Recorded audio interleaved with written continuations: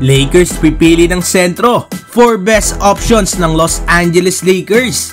So nagawa na nga ng Lakers ang kanilang plano na mapanatili ang key players nila sa roster at mag-improve nga ng bahagya sa bench unit nila.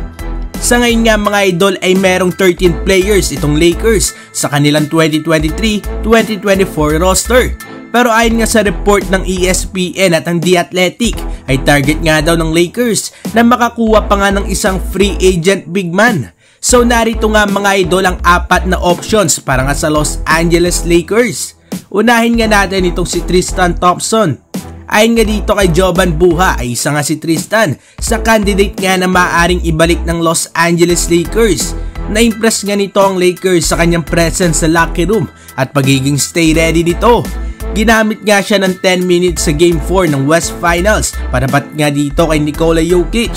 Sinabi nga rin ni Tristan sa kanyang exit interview na gusto nga nitong bumalik sa Lakers. Gusto nga daw nito na umattend ng training camp ng Lakers at wala nga daw itong pake kung anong role ngang ibibigay sa kanya ng Lakers dahil gusto niya nga daw bumalik lang dito at gusto niya nga daw ang binubuo ng Los Angeles Lakers.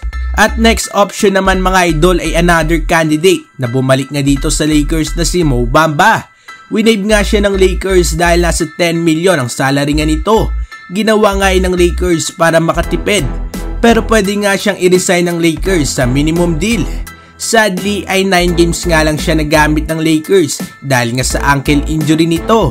Pero malaki nga mga idol ang potensyal ni Mo Bamba dahil bukod nga sa pagiging matangkad ay meron nga rin itong tira sa labas. At third option naman mga idol ng Lakers ay itong si Bismack Biyombo.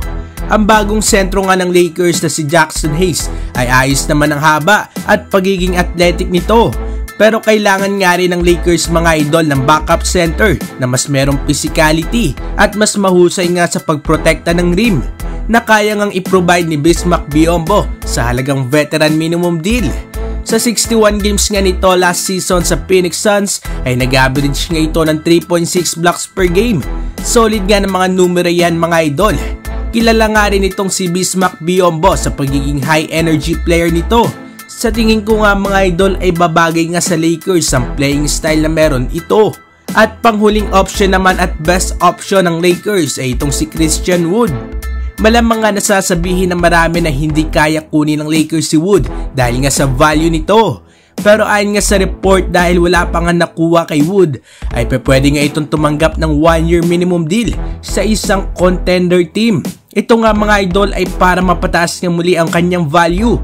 Jackpot nga ang Lakers kung sakali na makuha nga nila itong si Wood na nag-a-average nga last season ng 18 points at 9 rebounds. Athletic at stretch big itong si Christian Wood na pwede nga itong makasabay ni Davis dito sa kanilang closing lineup.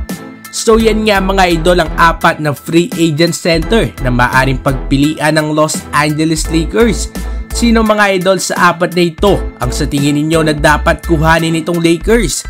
Mag-komento sa baba at ating babasahin yan. Huwag kakalimutan na mag-like and subscribe para sa iba pang balitang NBA. Maraming salamat po.